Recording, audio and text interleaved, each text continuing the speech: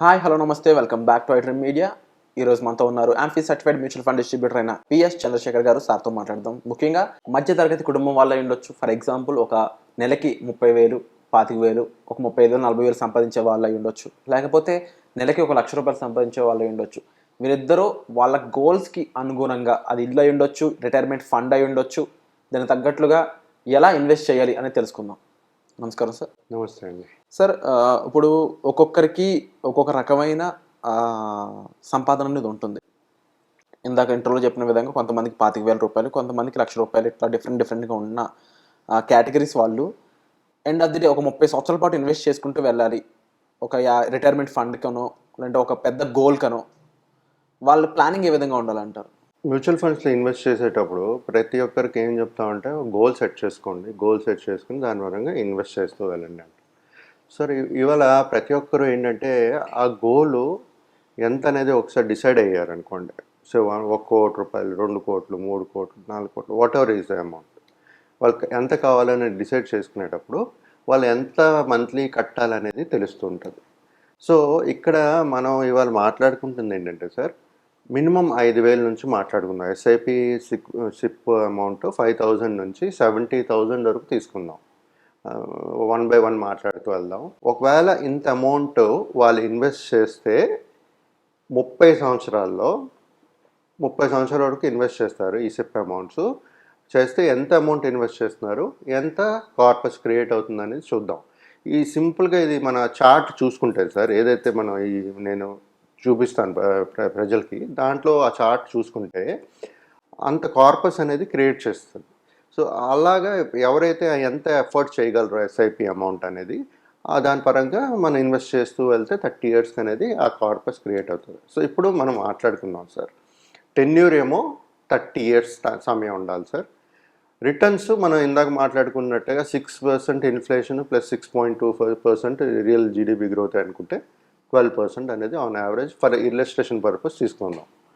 Okay, so దీంట్లో ఒక investor ₹5,000 every month SIP start చేశారనుకోండి సార్. ఆయనకి సమయం ఉంది 30 years. సో ఆయన ఇన్వెస్టెడ్ చేసిన amount 18 lakhs sir. Invested amount ఆయనకు వచ్చేది 1.54 crores, 1,54 lakhs కార్పస్ అనేది క్రియేట్ అవుతుంది. ఇది maybe person who is earning 25,000 కానీ 30,000 కానీ 5,000 అనేది వేసుకోగలుగుతారు. సో ఇప్పుడు మనం 10,000 తీసుకున్నాం సార్. 10,000 తీసుకుంటే వాళ్ళు ఇన్వెస్ట్ చేసే అమౌంట్ 36 lakhs అండి.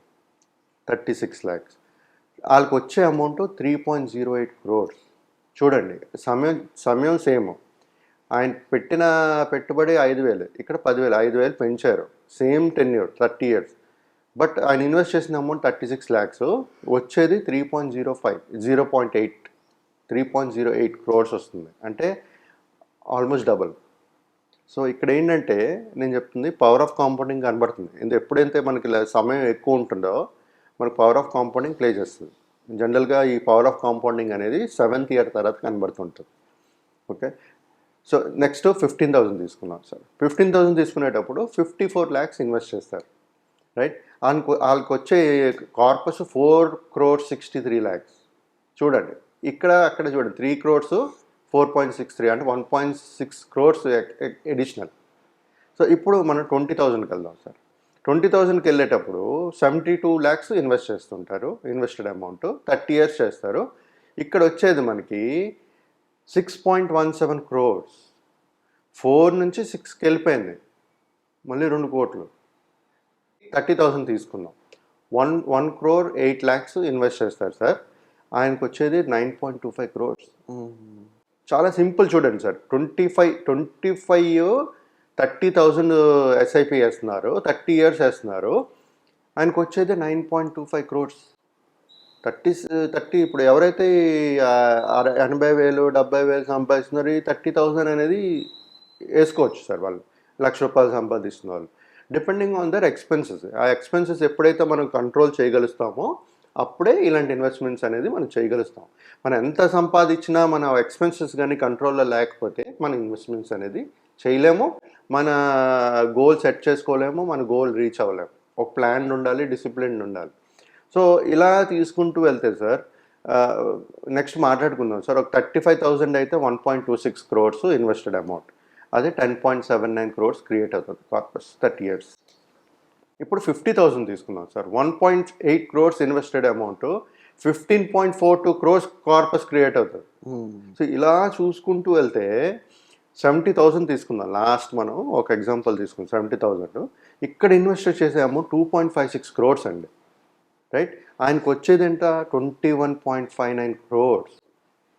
మనకి నంబరు 21.59 అంటే చాలా చిన్నది అనిపిస్తుంది, కానీ 21 కోట్లు 70,000 సిప్ 1.5 lakh వచ్చిన వాళ్ళు చేయగలుగుతారు అది.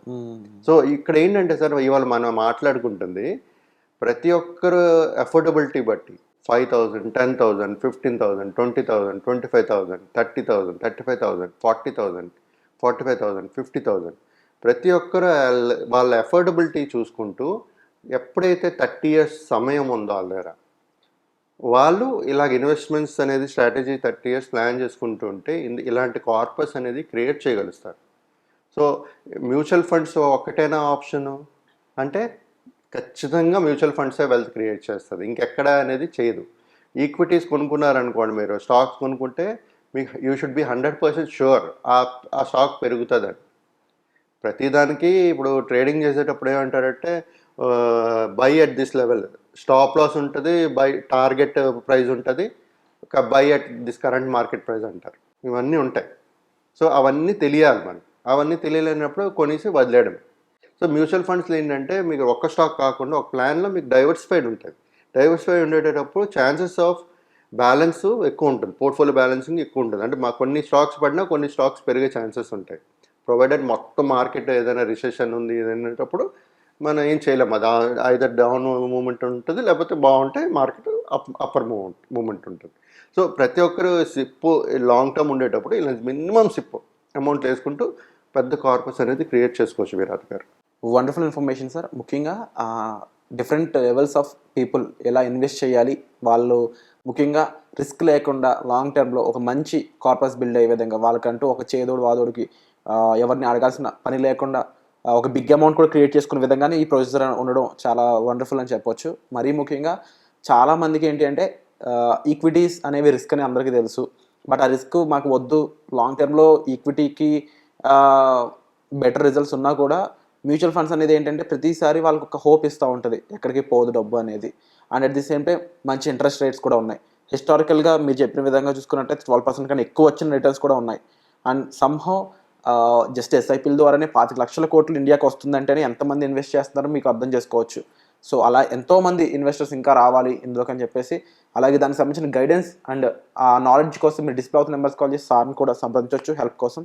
సో వండర్ఫుల్ ఇన్ఫర్మేషన్ చంద్రశేఖర్ గారు. మనం మరిన్ని స్ట్రాటజీస్తో ఇలాంటి ఎపిసోడ్స్ ఎన్నో చేయాలని నేను మనస్ఫూర్తిగా భావిస్తున్నాను. సో వచ్చే ఎపిసోడ్లో మళ్ళీ కలుద్దామండి. Thank you so much. Thank you అండి.